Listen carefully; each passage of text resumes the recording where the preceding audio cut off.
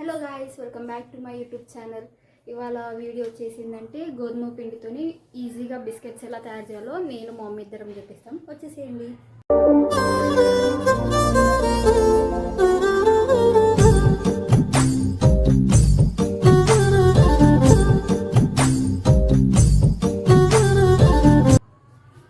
తినే మా mummy. Hi friends. ఇవాళ మేము గోధుమ పిండి బిస్కెట్ చేస్తున్నాము. పిల్లలు బయట స్నాక్స్ తినకుండా ఇంట్లో గోధుమ పిండితో తయారు చేసుకునే బిస్కెట్స్ ఈజీగా అయిపోతుంది.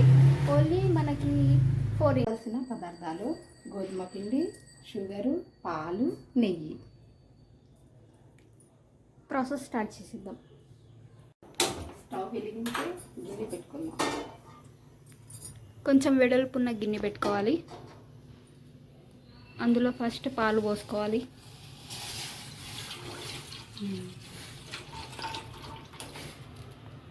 ఒక కప్పు పాలు, ఒక కప్పు షుగరు వేసుకొని మిక్స్ చేసుకోవాలి కరిగేంత వరకు. షుగర్ ఒక పొంగు వచ్చే వరకు కరగనివ్వాలి.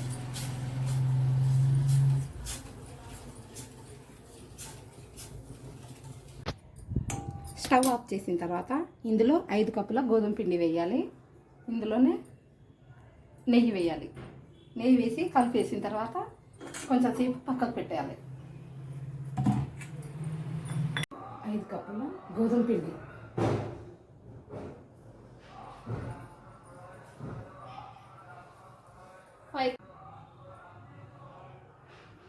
కొంచెం సాల్ట్, ఇందులో కొంచెం నెయ్యి,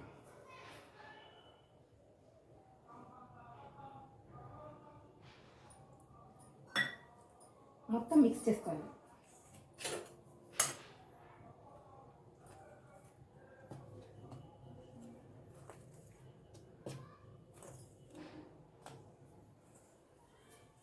మిక్స్ చేసుకొని కొద్దిసేపు పక్కన పెట్టుకోవాలి. ఒక 5-10 మినిట్స్. అప్పుడైతే మనకి మంచిగా వస్తాయి బిస్కెట్స్. ఇందాక మనం మిక్స్ చేసుకున్న షుగర్ ఇంకా మిల్క్ దాంట్లో గోధుమ పిండి వేసుకోవాలన్నమాట. 5 కప్స్ ఆఫ్ గోధుమ పిండి, 1 కప్ ఆఫ్ షుగర్కి వేసుకొని దాంట్లోనే నెయ్యి యాడ్ చేసుకోవాలి.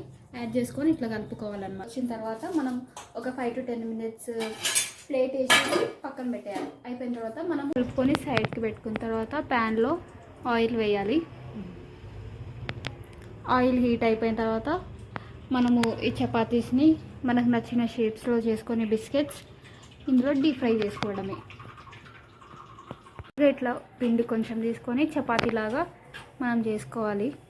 కొంచెం థిక్గానే ఉండాలి. థిక్గా ఉండి ఇట్లా చేసుకుంటే అయిపోతుంది.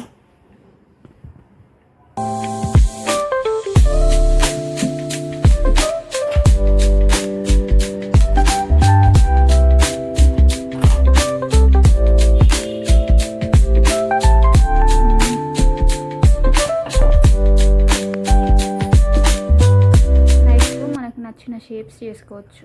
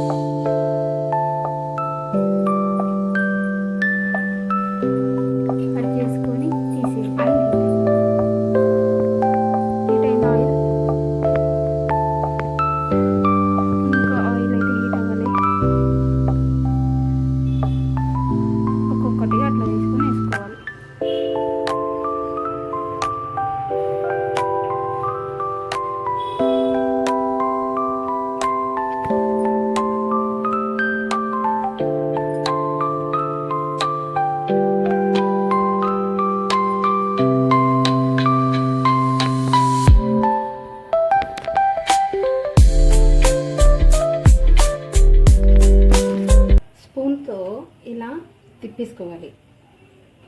మెల్లగా కొంచెం లో ఫ్లేమ్లో పెట్టుకొని తిప్పుకుంటే మనకి బ్రౌన్ కలర్ అనేది వస్తుంది. తీసిన తర్వాత కొంచెం సాఫ్ట్గానే ఉంటాయి బిస్కెట్స్. కొంచెం గాలి తగిలితే కొంచెం క్రంచీ అయిపోతాయి. అమ్మి బిస్కెట్స్ రెడీయా? రెడీ. చూపి.